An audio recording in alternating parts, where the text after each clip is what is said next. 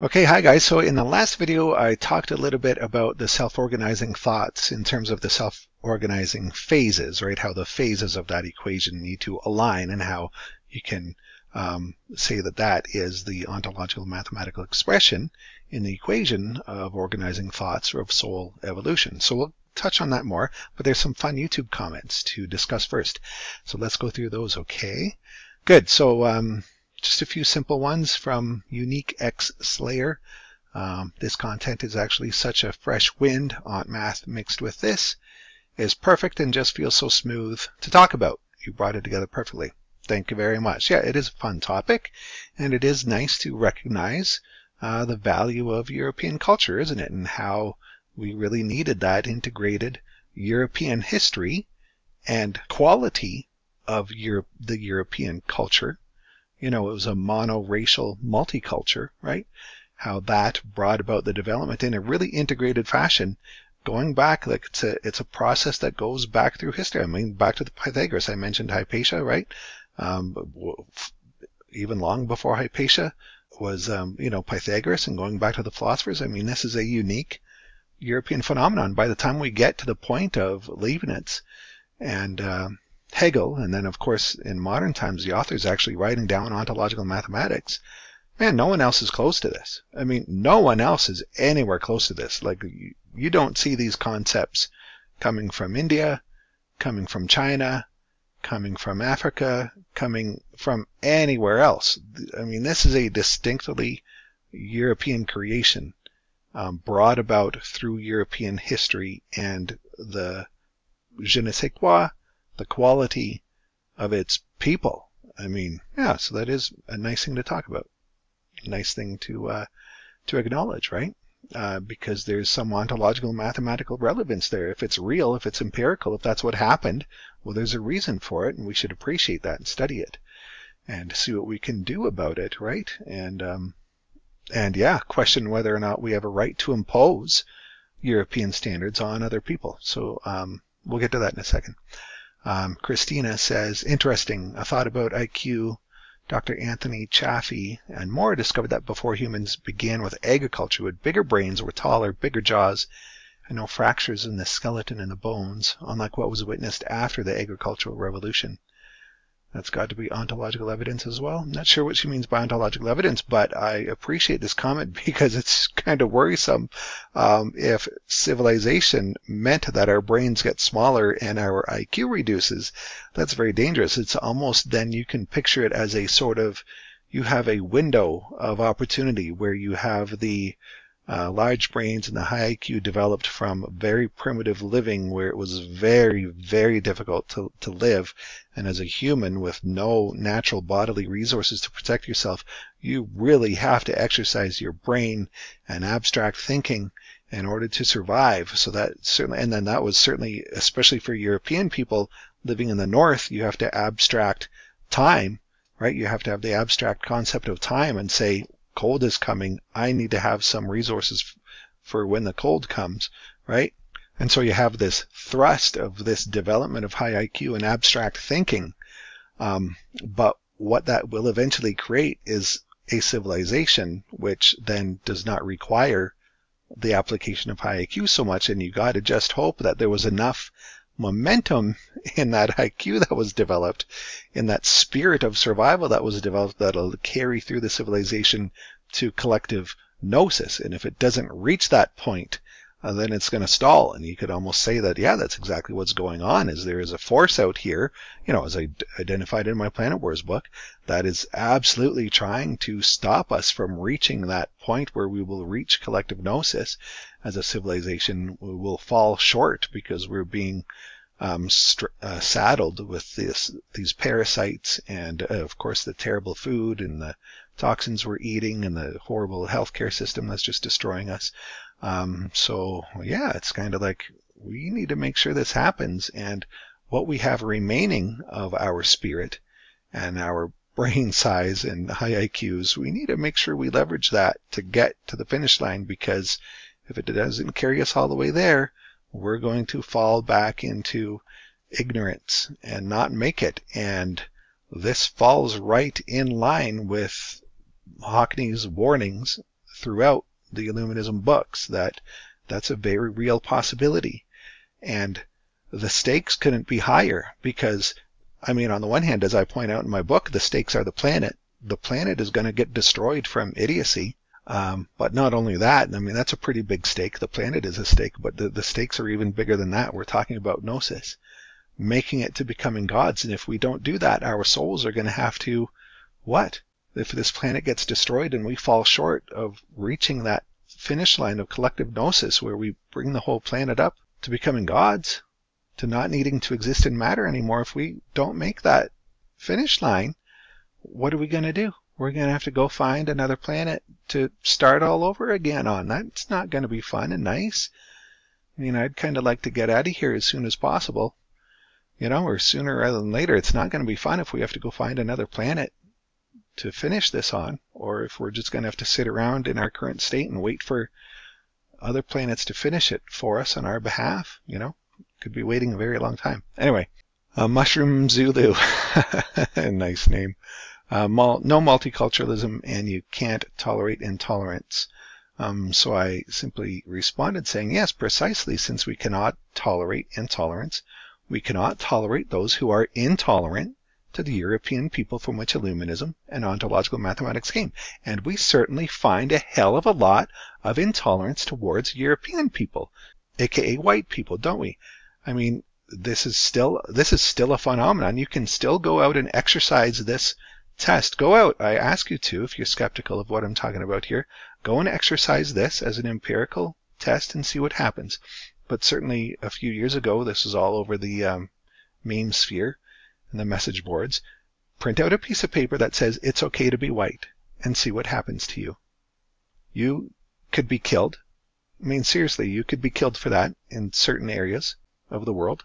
You could be robbed for it. You could be charged for it. You could be charged with a hate crime for it, for simply saying it is okay to be white.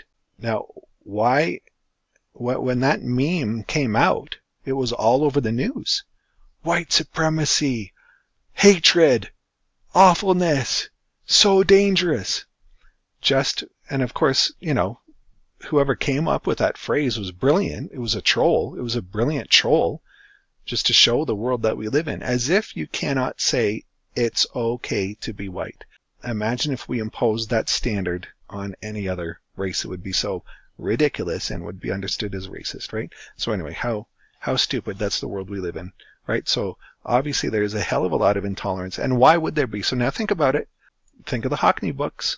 Think of what they said. They said we're in a war for reason, right? And now if Europe is where reason as a real cultural phenomenon and intellectual history really rests. I mean, yeah, China has a very long history, but does it have this history of the intellectual tradition and this fight for reason? Not so much. No, not really. It doesn't. India doesn't. Africa doesn't have it. It really doesn't exist anywhere else except in the European people and European history. So if there's a war against reason, if there's a war out there to keep us stupid, then isn't that war going to be directed against where reason is a real cultural phenomenon that was really part of a people's essence? The European people, wouldn't that war be directed against them then as a people, since they're the ones developing it, since they're the ones that have the intellectual tradition? Yeah, that makes sense, doesn't it? Right? Further, going on, history shows that a monoracial multiculture of white European people produced the highest genius, becoming philosophy, discovery, etc. So that's etc. So that's what Europe had. Europe had basically European people, basically mostly similarly white people, European strain, whatever you want to call it, race, I guess. And I mean, we used to use the word Caucasian to indicate white people, European people. And so you had basically all the same people, but they had different cultures. So you had the British and their language, and you had the French, and of course the Germans, and you had just all these different countries. So it was a true multiculture, right? A true multiculture, but all the same race of people, basically, right? And that combination is where the Enlightenment occurred within. And it wasn't just the Germans, the Italians, the British. It was all of them. The British were making their own contributions to the Renaissance and intellectualism and the intellectual tradition, right? And the French were, and the Italians were, and the Germans were, and Austrians were, and so many of these different cultures were doing it, right? All independently. They're all reading each other's work in each other's languages, translating it, right? So that was a really wonderful setup, apparently, for producing. And then, of course, historical too. They're not just all existing temporally with each other. They're also existing extended through time. Some civilizations that don't really exist anymore. I mean, the Greeks still exist, but they don't exist how they used to, right? So, yeah, neat, right? Oh, yes, this is a good point here. This modern parasitic capitalist movement of mass replacement migration, what's it about? All of this mass replacement migration, do you really think that mass replacement migration of European people, replacing European people with people from all over the world, is that really about meritocracy? Really? Come on. Think about it. Is that really about promoting meritocracy and promoting the development of the Star Trek future? Or is it parasitic capitalism to keep wages down and to keep house prices up and to obliterate culture? Because guess what? Culture is being obliterated. When in Europe, for example, you had all these different countries with all their unique cultures, that was a multiculture. Now with total mass replacement migration, what's happening to culture? It's being totally obliterated, and multiculturalism is being destroyed, right? It's this whole, we're all just living under this complete brainwashing mental abuse, being told, oh, you need diversity, when we had diversity, and, multicultural Europe was diverse. It's being obliterated now from multiculturalism. Some people might say, well, the world needs to become that way. Well, why? Are you sure that's good for the world? What about the cultures that I thought we said that it's bad to destroy other people's cultures? I thought that your position is that it's bad to destroy Aboriginal cultures, for example. So here's a really good comment from Merit Wave. I've debated this before. In particular, strikes me as a woke version of the white man's burden. These backward cultures are so warped by the current upbringing. We need to honor them by imposing our standards and beliefs onto them. Exactly. What right do you have to do that? So you're going to go to India and say, hey, Indians, so guess what? We developed this way in Europe, and we're going to force you to do that now too. I mean, isn't that the whole thing? I mean, in Canada, a big thing is about the Indians here, or the natives here, truth and reconciliation, for making them have to live like Europeans. So if that's a bad thing, then how come you're trying to say that we should impose Illuminism on all these other peoples who really have no sign of it in their culture? Like, Illuminism, ontological mathematics, is really part of European history. It's a major part of what founded us as a people and our essence. And we fought for it, and people died for it, risked their lives and died for it, and were tortured to death for it, right? So that's uniquely ours. You don't really find that history in India and China and other places in Africa. So why are you saying that we need to go now impose what we did on them? Like, you're going to be facing a Truth and Reconciliation Committee soon if you go try and do that, right? I mean, you guys need to stop being so emotional, right? And start thinking a bit more about this, okay? Meritocracy simply cannot exist universally. There are different cultures, ethnicities, histories that all change what they constitute as meritorious. Now, this is a very, very, very good point. Again, it's naivety. People simply haven't traveled the world very much. People simply don't have very much experience with other cultures, and people, it's that projection thing. People psychologically project themselves onto others, and so naive Europeans, naive young white people, project their natural empathy and natural intelligence and natural, high trust nature onto other people of completely foreign cultures. And that's actually being a little bit racist when they do that subconsciously, because you're imposing yourself onto other people and expecting that they'd be just like you. And you could do that in multicultural Europe. A German could expect a Frenchman to generally behave the same way, or an Englishman to generally behave the same way as an Italian. You could do that. But you can't do that when there's too much of a radical difference, especially a racial difference. Because in some cultures, guess what? Other cultures define or find high merit in scamming. They think in some cultures, like why is it always when you get scam phone calls or scam things, why is it always Indians? So in Indian culture, I had one Indian explain it to me. He says, no, in our culture, like if you can scam someone, that shows that you're powerful. That shows that you're smart. Like if you can scam and enslave someone and take all their stuff, that shows high merit. And you'll be highly respected in the community. And you'll get women for doing that because it shows your power. Now, that's not at all how European people would define power, would we? Right? So you have to get it through your head that there are differences. Yeah, and then people always bring up, you're just judging people based on skin color. No, it's not about judging based on skin color. That's the most retarded and stupid idea ever. It's not that the color of your skin determines how you're going to act. That is so stupid. It's a simple correlate. That's all. So with Europeans, you have high trust, high IQ people, high empathy people, and they're also white. I mean, they could have been black, but they were white because of where they lived. It's not because they're white. It's just so stupid. Anyway, so to simply reduce everyone to a part of a machine is to make the same mistake capitalism and socialism did. Inherent differences in individuals must be acknowledged. A professor cannot be expected to step into a boxing ring and hold his own, just as a boxer cannot be expected to know the intricacies of teaching complicated subjects to students. So if there are inherent differences between individuals, it naturally stems that there are inherent differences between individuals, among and between races. Yes, indeed. So we've been performing this tabula rasa experiment where there's no such thing as inherent racial differences, right? And what has happened? What has that social experiment done? It has gotten so many, for example, African Americans killed by cops and so many of them put in prison. Because guess what? They don't function that well in a high trust society where there is a very high demand of, individuality and self-sufficiency at a very high level, under very high economic pressure, employment pressures of having to be able to perform very complex tasks in very ordered ways, in very highly trusting ways, right?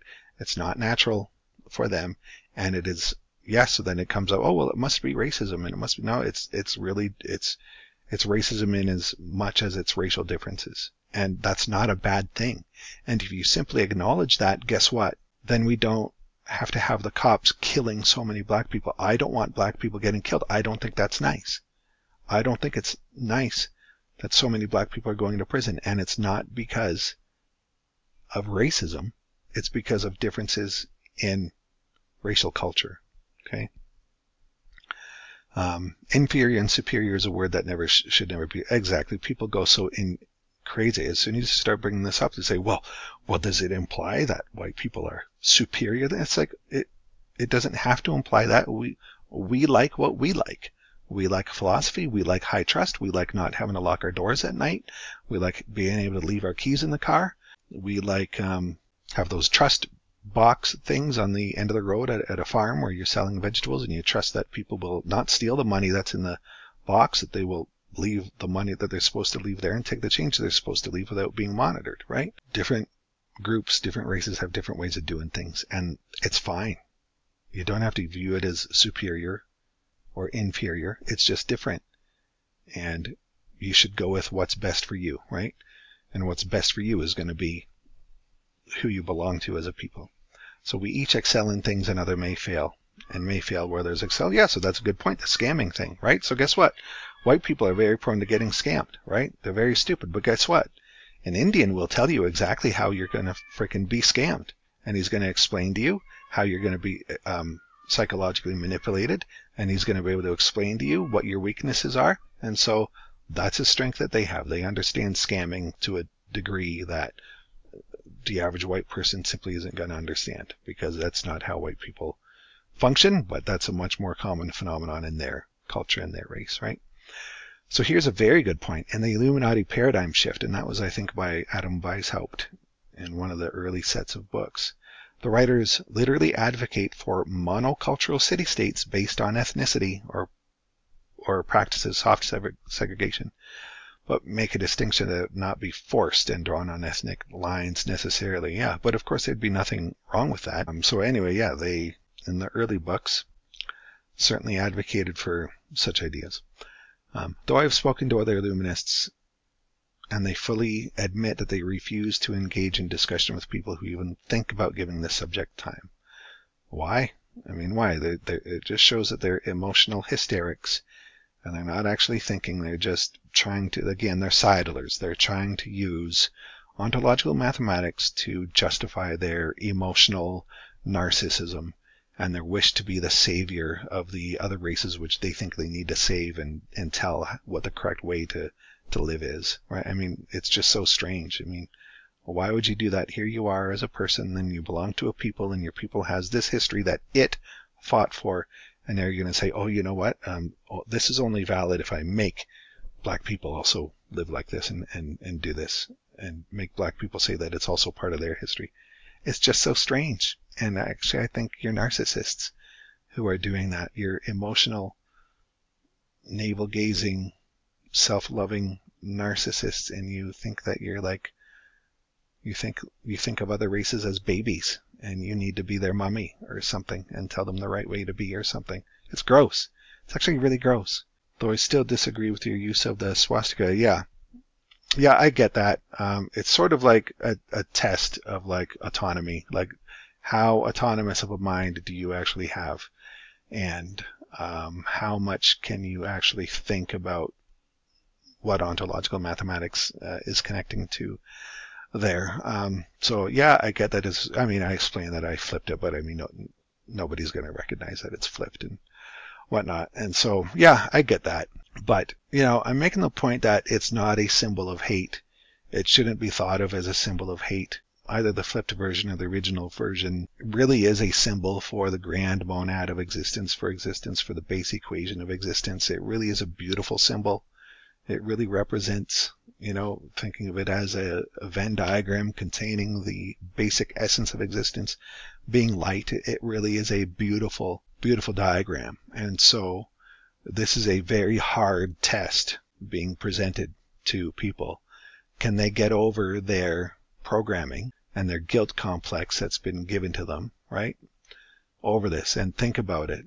So this is a true test of autonomy. And yeah, it's probably not good for me to do that, but still it's going to weed out the best of the best and the cream of the crop in terms of who is a true intellectual and a true autonomous person who isn't just being pushed around, right, by social pressures who you don't know who's creating those. These things must still be talked about and positions taken on for the advancement of the cause. For sure, simply sitting and plugging your ears will not help. Definitely. A lot better than the shitty AI videos and mere parroting of the books that most of the time are only supported by other Illuminists and rarely reach a wider crowd. Also, the PIA in one of their, this is good, in one of their Patreon posts have denounced you, oh no, and claim to have separated themselves from you. Okay, so let's talk about that a little bit. Okay, first of all, they cannot separate from me because I was never connected to them. And why?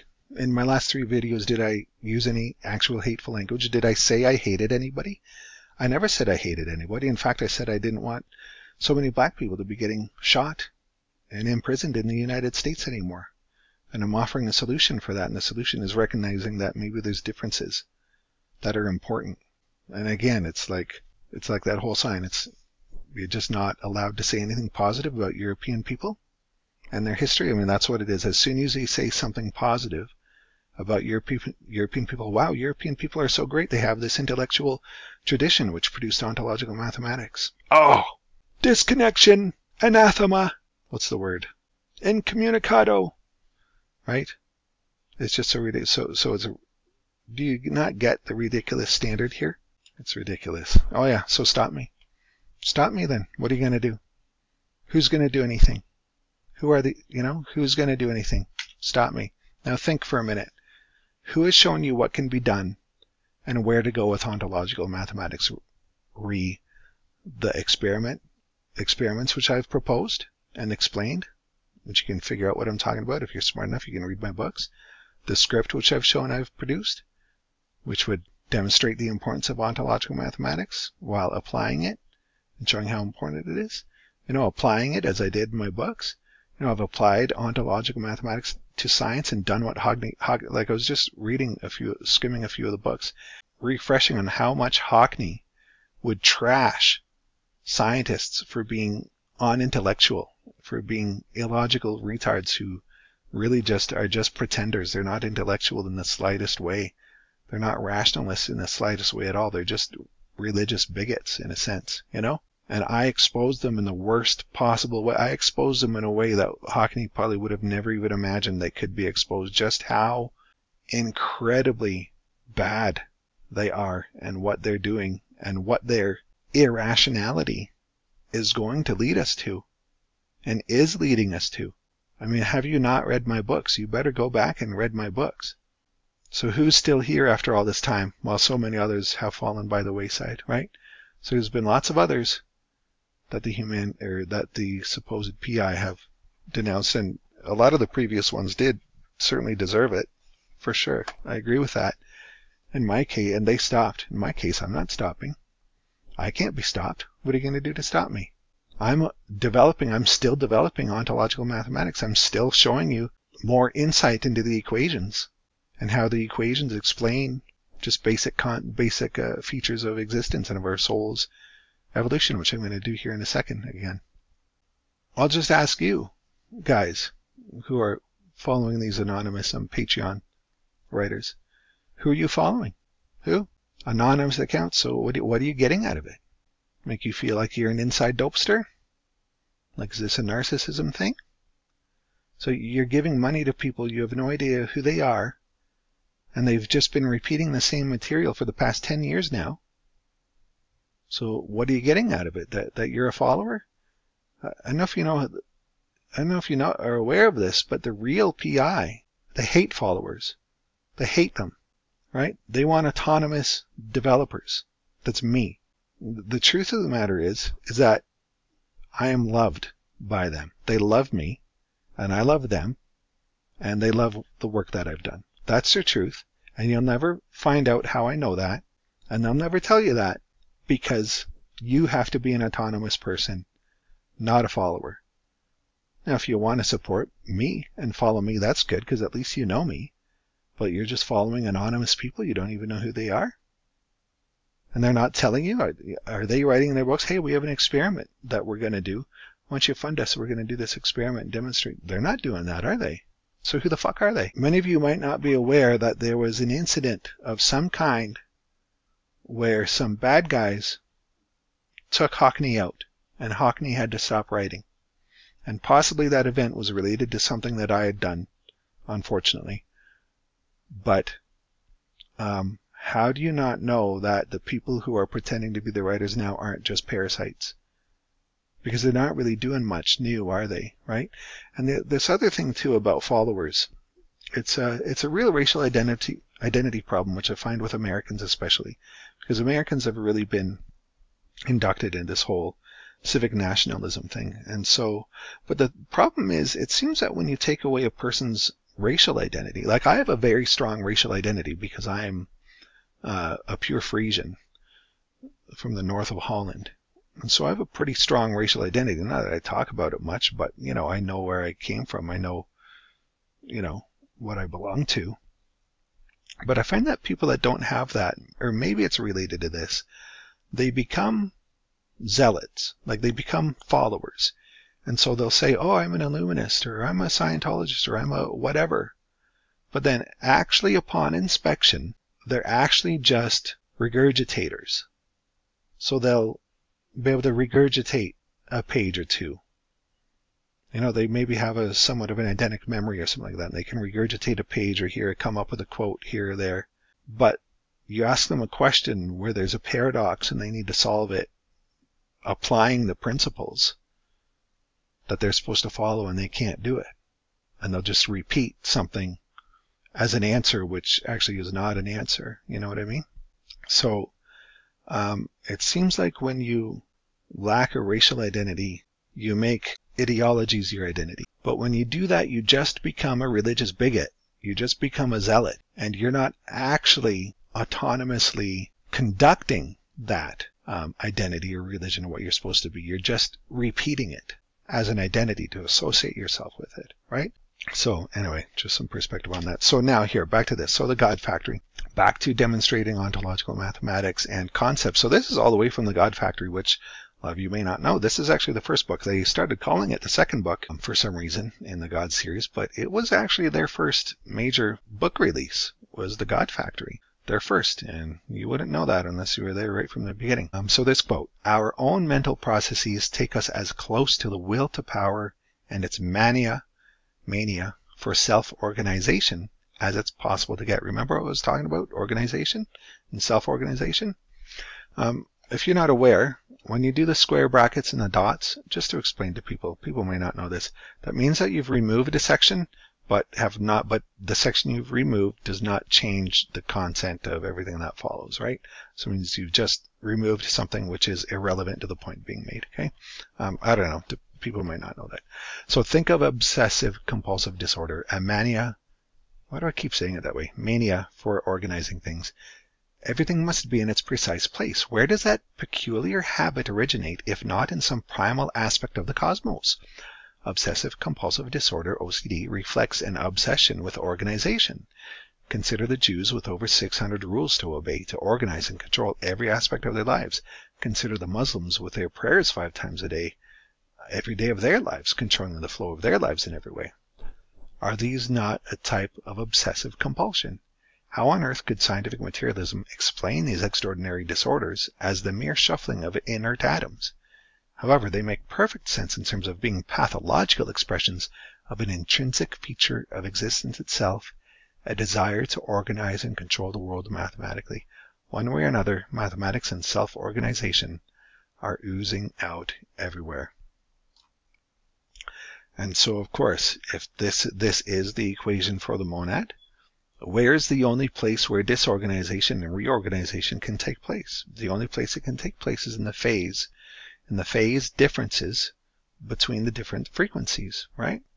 And so if this in a new universe iteration starts off scrambled, it gets scrambled, then the process of becoming would be unscrambling it, which would mean organizing it. You're basically doing house cleaning on yourself, and you're decorating your house by organizing your phases all so nice so that all of your thoughts are all lined up in perfect organization. That's what it does. You're aligning these phases, you're taking away their randomicity, their randomness, and you're lining them all up so that all your thoughts get perfectly aligned, perfectly ordered. So this goes all the way to back. I just found this today, and I was like, oh my gosh, this is like a great synchronicity. So much for them walking away from me, whoever these parasites are, saying that they're disconnecting from me. Who are these people? Sorry, I'm still actually getting all the synchronicities I need to keep on developing ontological mathematics. You guys just need to follow and support me. I'm the one developing this, right? I'm the one showing this. So this goes all the way back to the God Factory. I came up with this insight on the phase and writing the equation this way, which is, the unit circle. It's just generalized to how you would have to structure it to be a whole and complete monad according to how it was explained, an instance of the electromagnetic spectrum, all possible frequencies. That's what this equation is, right? The unit circle was one example of a circling, so you generalize that to be all possible frequencies, as they explained. They never showed the equation for that, so I'm doing that. So I came up with this, or solved that. Yeah, it would have to look like this. When did I do this? In the last 6 months or something? And then now I look at this. I mean, the God Factory, how long is that? 13, 14, 15, I don't know, a long time ago. When was that published? 2011, maybe? 2010? Long time ago anyway. So all the way back then, I'm connecting back to that. This idea of self-organization, that is being expressed right here. What's being organized? The phases. What does that do? It lines them all up. You're reducing the randomness of it to align them all up to give them a constant value, and that process is the meaning of that, ontological meaning of that is lining up your thoughts, organizing your thoughts so that they're all nicely, perfectly organized and nice and pretty, giving yourself a nice, pretty, simple monad with a single constant phase. And so that's what is being expressed here in a sort of simulation. This is the phase over all of the frequencies, or sorry, this is all the frequencies. The x-axis is all the frequencies. The y-axis is the phase of that frequency, right? And so you can see that some, like look here, for example. So all of these frequencies get locked in and they get all lined up with each other and they're nicely organized. And these ones lock in with each other down here, but they are a different value. But eventually over time what you want is to make it all constant. So the idea here was just that once enough of them get organized and cleaned up, then the whole monad just snaps together and realizes, oh, I need to organize this whole spread, and this is the way to do that, and this would be, one particular example. And so just as how a single monad is performing this function, the entire, I think I called it the universe, but what I meant in my last video, but what I meant was the entire monadic collective, all monads are also undergoing this process.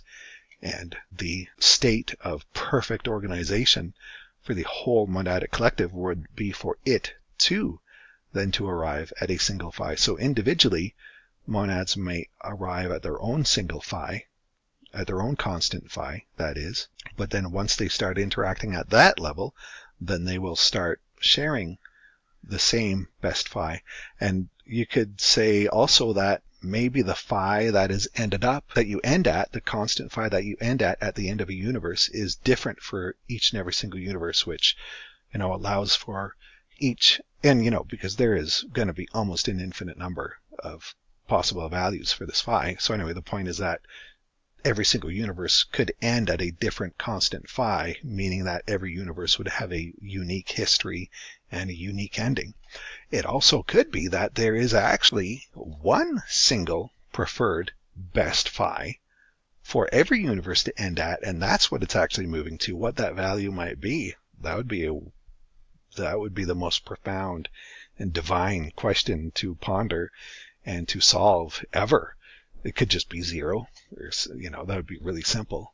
But if there was one particular phi, one particular arrangement of thoughts, which is the best possible end state, right?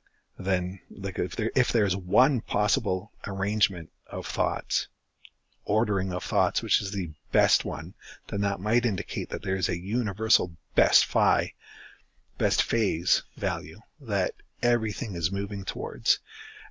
This would still allow each universe to be unique and have unique history, though, because how it would arrive there would be like, a chess match or a game of billiards. It would be different every single time, although it would end in the same way. So anyway, here I'm applying the equations and the math to explain to you and show you that there is truly a mathematical basis. Hockney used words. There was no math at all. There's no math at all. I don't even think that the unit circle was anywhere near this yet. That wasn't presented for another few books, I don't think. Right? But now, with me developing ontological mathematics, I can now go back to the very first book and say, oh, look, yeah, I've developed what Hockney said for us to do. This is the equation. And yes, this equation now, having developed based on everything they said, it goes right back to the first book and justifies mathematically what they had explained here, for example. A mania for self-organization. And here I can simulate it and show what it would look like. Yeah? Okay, so I know what to say. Go ahead and leave. You haven't been, you're actually, it's a bit ridiculous because, so they're going to separate from me now when they were never with me before, and when I developed ontological mathematics and I exposed science in a way worse way than Hockney ever asked us to, but in a way that would make Hockney laugh his butt off, and the whole PI Illuminati laugh their freaking butt off as to what I've shown and exposed that science is doing. Make your choice. Stop being followers or make me stop. Okay? If you don't like what I'm doing, then make me stop. Make me. Okay, so I think that's it. Yeah, good. So here you can support me. Again, please, support would be really nice. Obviously, I just do this in my spare time without any support, basically. So if I could do this full time with support, man, I could do that experiment to show how to apply ontological mathematics. I'll solve quantum indeterminacy. I'll explain how to solve that. I can explain how to have instantaneous travel across any spatial distance, for example. I can develop a technology to do that. What else was there? There was a bunch of other things. Anyway, whatever. I've got them written down somewhere. So anyway, and read my books. You guys really, like, if some of you are out there and you're following these anonymous authors, you guys got to go back and read my books. You got to read my sequence here just to see what I've done here and how I'm applying ontological mathematics. And I did actually have a person message on Facebook, and he was like, forget who it was, but he's like, oh yeah, geez, before I read your books, I was, doing what everyone else was doing. I was just like trashing you and saying that you were, just hijacking. And he's like, wow, but I read your books and like, holy crap, he's like, you're the real deal. It's the real thing. Like, this is the real, you've done what they asked. Anyway, whatever. Don't want to toot my own horn, but it's just as an example. Okay, guys, so hope you enjoyed that, and take care. Okay, bye.